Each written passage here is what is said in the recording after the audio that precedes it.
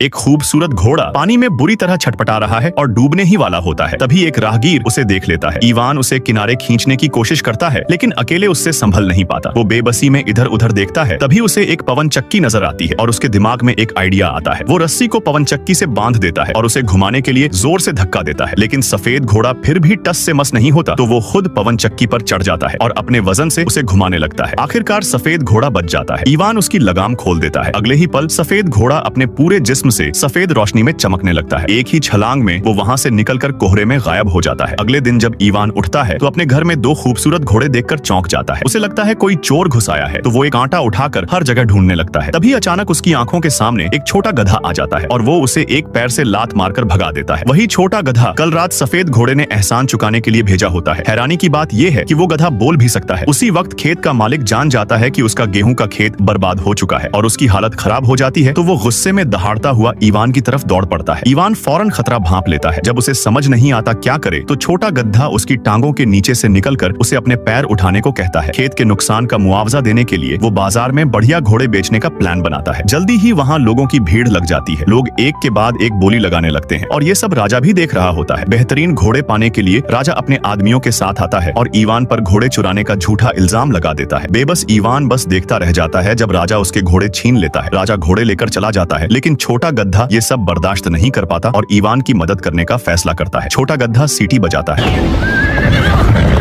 रुको बेवकूफों, जाओ अपने घोड़े पकड़ो।